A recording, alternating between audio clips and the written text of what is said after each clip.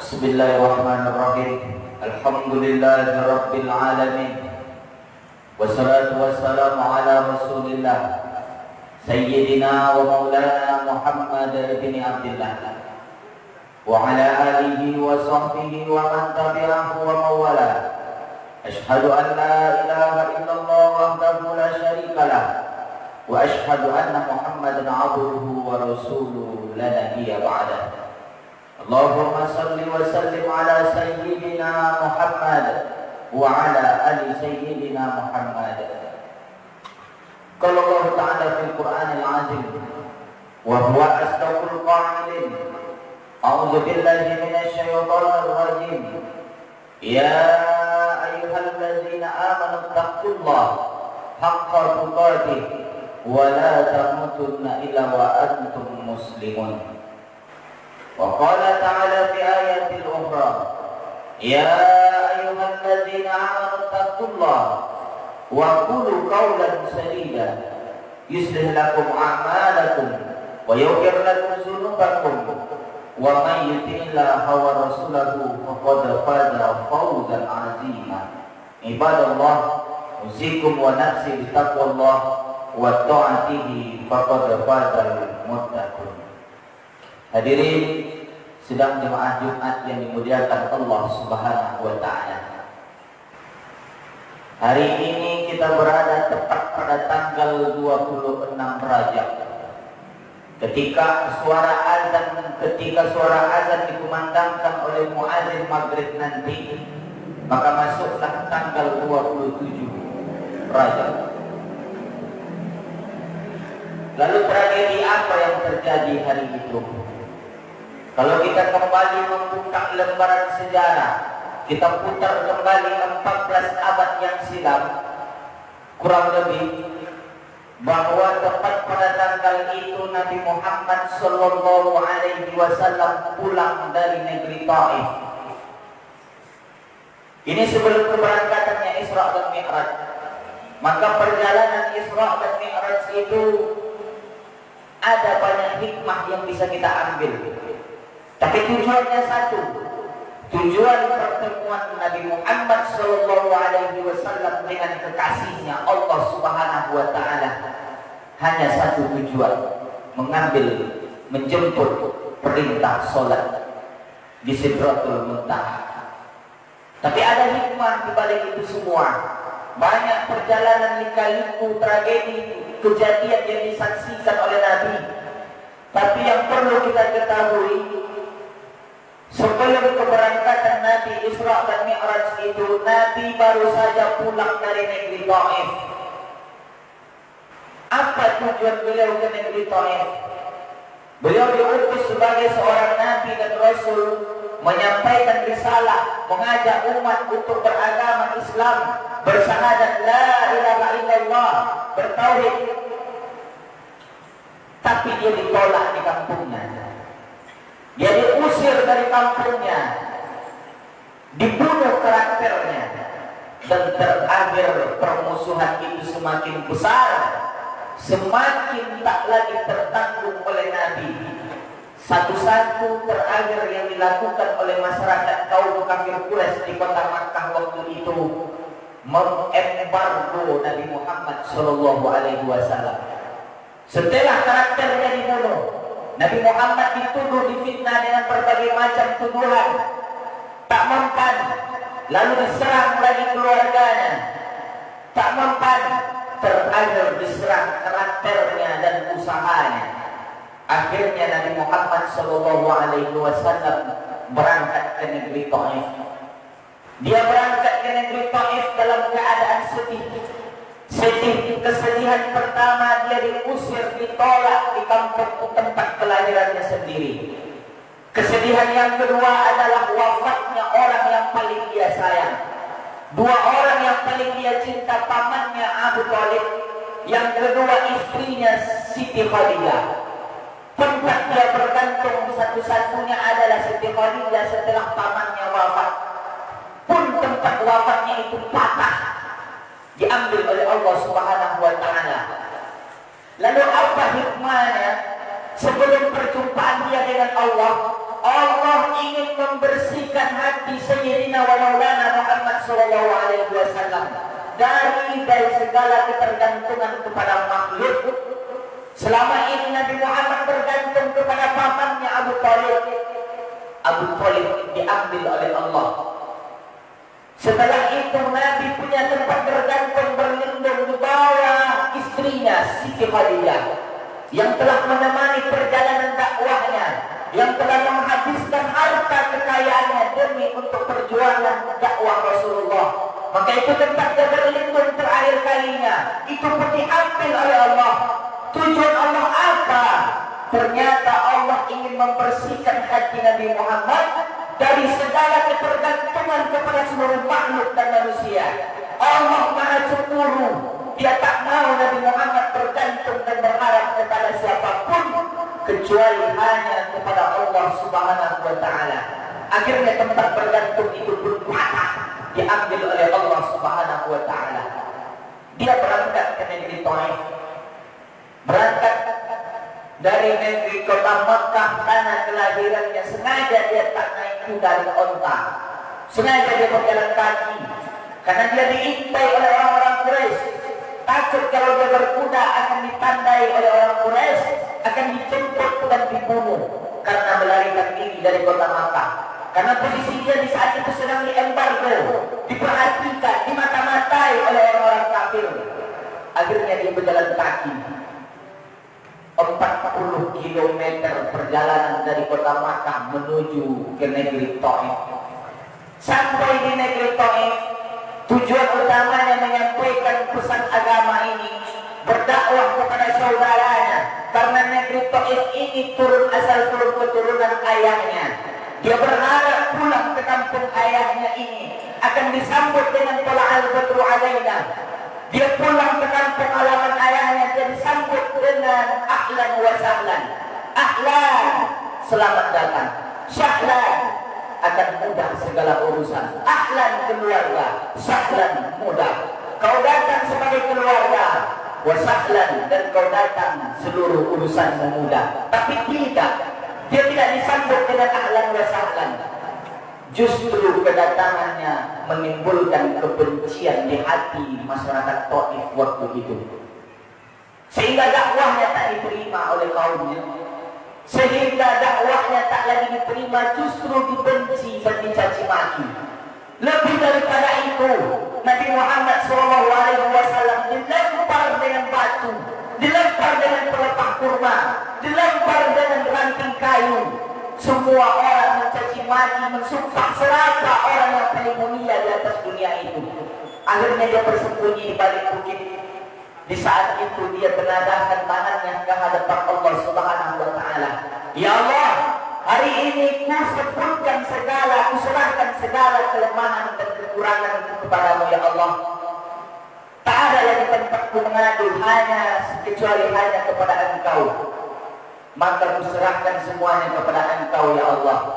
Mendengar doa Nabi yang bercucuran air mata, belum lagi betisnya yang terluka oleh lemparan pelepah kurma oleh masyarakat Taif. Dia menderita, dia sedih, berangkat dalam kesedihan. Ternyata sampai di sana kesedihan itu bukan hilang, justru kesedihan itu semakin bertambah. Dia dilempar dengan batu, dia dilempar dengan pelepah kurma. Dia hanya sanggup berdoa di balik bukit.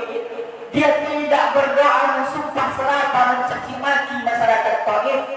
Justru dia berdoa hanya menyerahkan segala hidup dan matinya kepada Allah atas ketidakberdayaan dan kelemahannya.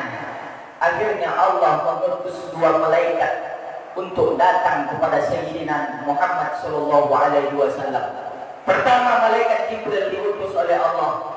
Apa kata Jibril? Hai Muhammad, andaikan setetes darah yang mengalir dari betismu itu Muhammad, mengalir jatuh setetes saja ke atas tanah ini, maka akan kuratakan negeri Taif itu Muhammad, akan kuhancurkan masyarakat Taif itu. Seketika Nabi Muhammad SAW mengusap darah yang sedang mengalir dari betisnya, bergelinang dengan sandalnya. dia usap, dia sapu, dia bersihkan agar darah itu tak menetes ke atas bumi ini. Andaikan itu menetes, rata masyarakat Taif waktu itu. Tapi Nabi tak mau itu terjadi. Tak usah wahai malaikat Jibril, cukuplah Allah jadi tempat penolongmu. Datang malaikat kedua, setelah Jibril menawarkan, mengancam sebegitu rupa, datang malaikat kedua namanya Malakul Jibal, malaikat penjaga gunung-gunung, menawarkan kepada Muhammad, "Hai Muhammad, kau tunjuk mana bukit yang paling tinggi di atas dunia ini, akan kucampakkan dan akan kulemparkan di atas negeri Taif itu Muhammad. Tunjuk mana bukit yang kau suka, tunjuk mana bukit, ada 2 bukit yang paling besar di kota Makkah itu. Kau tunjuk salah satunya Muhammad, akan kucampakkan bukit itu di atas negeri Taif."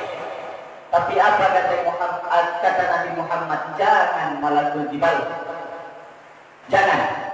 Cukup Allah sebagai pembalas dari segala perbuatan masyarakat Taif. Akhirnya malaikat pun pulang ke asalnya. Berangkat dari Nabi Muhammad, semua tawaran dan ancaman yang diberikan malaikat itu ditolak mentah-mentah oleh Nabi Muhammad. Menetes air matanya, keluar darahnya yang suci dari badannya, dilempar, disiksa, dianiaya, dizalimi oleh orang-orang kafir waktu itu. Tapi tak ada sedikit pun rasa dendam di hatinya. Justru yang keluar dari kata-katanya, berdoa dia untuk kedua kalinya kepada Allah. Ya Allah, wa akhrijna min asnabihim. Aku serahkan segala kelemahanku dan tolong kau keluarkan dari tulang sulbi anak keturunan cucu orang Taif ini. Orang yang tak akan mempersekutukan Engkau ya Allah, yang tak akan menyembah orang selain Engkau ya Allah. Maka hari ini doa itu dikabulkan Allah. 100% masyarakat Taif beragama Islam, bertauhid asyhadu an la ilaha illallah. Maka hari itu doanya dikabulkan Allah. Hatinya sedang terluka, sedih, pelipur lara, hanyalah sebuah doa yang dikabulkan Allah Subhanahu wa taala. Maka pulang dari masyarakat, pulang dari negeri Taif itulah hatinya dikembali untuk kedua kalinya dibersihkan oleh malaikat Jibril di sumur Zamzam. Setelah itu dia baru diperjalankan Isra dan Mi'raj. Banyak orang tak percaya, banyak orang tak meyakini perjalanan ini, terutama orang-orang kafir Quraisy waktu itu. Mana mungkin perjalanan yang semestinya ditempuh dalam jangka waktu 30 hari tembus oleh Nabi Muhammad 1 malam. Banyak orang tak yakin. Maka itu Isra Mi'raj adalah sebuah kejadian yang memfilter mana orang beriman, mana orang fasik, mana orang yang betul-betul percaya kepada Allah, mana yang tidak. Maka orang yang paling pertama percaya itu adalah Sayyidina Abu Bakar As-Siddiq. Maka justru gelarnya As-Siddiq, orang yang paling percaya kepada Nabi Muhammad. Karena perjalanan itu tidak berjalan, tapi dia diperjalankan.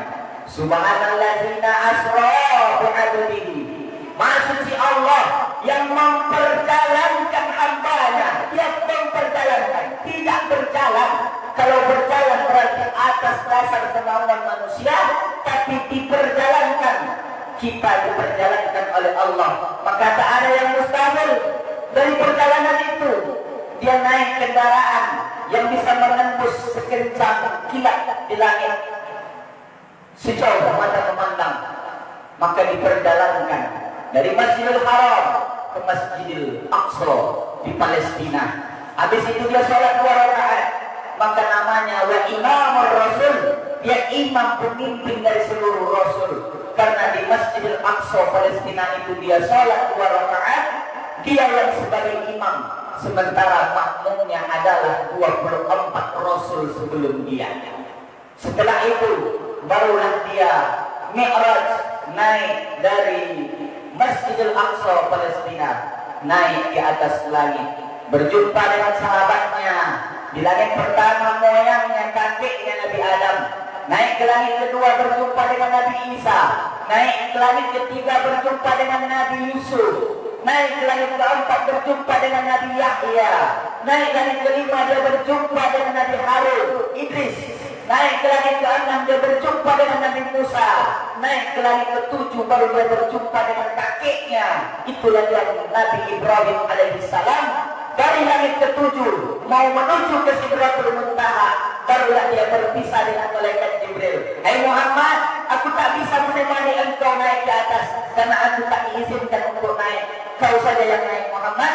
Akhirnya Muhammad naik dari langit ke-7 ke Sidratul Muntaha, barulah dia berjumpa. Itulah tragedi yang paling dibuat oleh Allah untuk menghibur hati Nabi Muhammad SAW. Setelah tempat bergantungnya patah, setelah tempat dia berlindung habis, lalu dia dikasih mati, disumpah celaka, dianiaya di atas dunia ini. Lalu Allah bersihkan hatinya. Lalu Allah buat sebuah kisah, memperjalankan dia dalam satu malam. Untuk apa?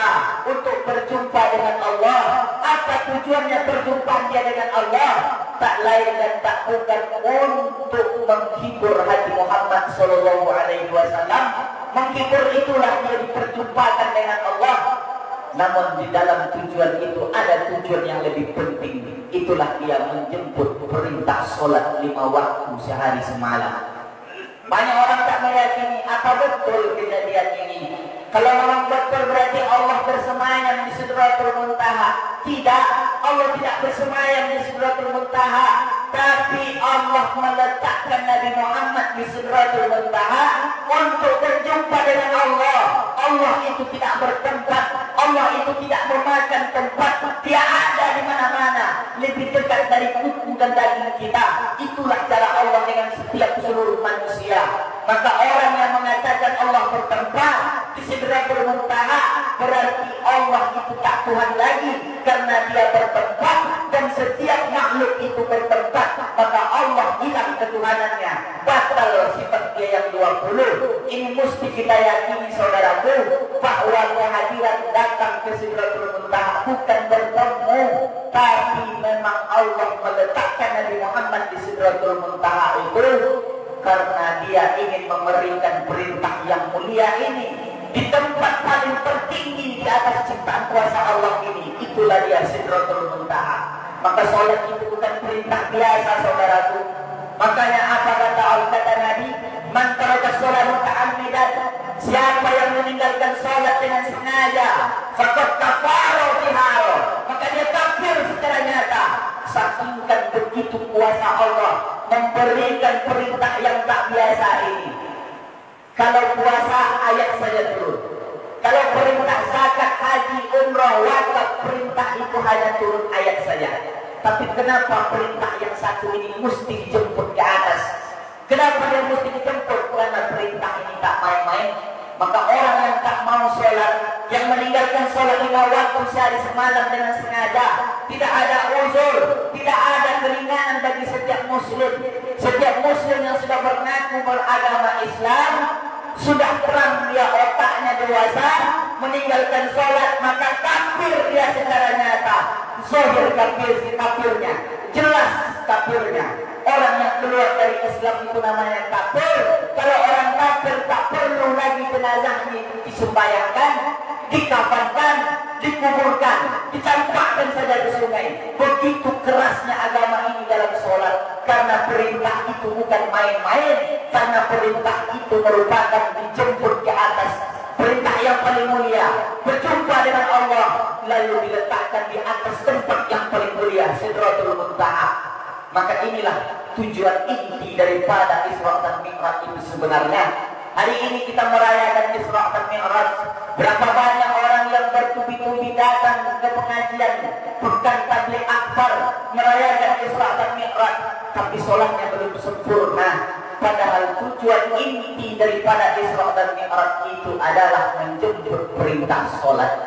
Maka inilah pesan khotib pada Jumat ini, bahwa kalau memang betul mencintai Nabi, memang betul beragama Islam, pahamilah bahwa intisari dari Isra dan Mi'raj itu adalah memelihara sholat 5 waktu sehari semalam. Karena perintah itu terjadi ketika perjalanan Isra dan Mi'raj Nabi Muhammad Sallallahu Alaihi Wasallam. Mudah-mudahan kita yang hadir pada Jumat kali ini, pada hari ini, Allah berikan keistiqomahan di dalam hati supaya kita tetap teguh memegang perintah ini. Jangan pernah meninggalkan sholat dalam keadaan apapun. Nabi hampir mati, sakit, tak sanggup lagi berjamaah, dia pun tetap sholat. Padahal dia al-maksum, padahal dia kekasih Allah, dia sudah dijamin masuk surga, tapi sholatnya tak pernah ditinggalkan. Bahkan sebelum detik-detik dia wafat menghadap Allah Subhanahu wa ta'ala. Hari ini kita lengkap, punya kesehatan, punya umur yang panjang, baik, punya badan yang sempurna, tapi kenapa sholat ini masih jarang kita lakukan? Ingat saudaraku, sholat ini tidak perintah bermain-main, tidak perintah biasa. Justru sholat ini adalah perintah yang sangat luar biasa. Mau sholat mau tidak terserah, yang penting akibatnya akan kita pertanggungjawabkan di hadapan Allah Subhanahu wa ta'ala di akhirat kelak. Barakallahu li wa lakum fil Qur'anil azim wa nafa'ani minal ayati wa dzikril hakim. Fataqabbal minni wa minkum tilawatahu innahu wa huwal ghafurur rahim.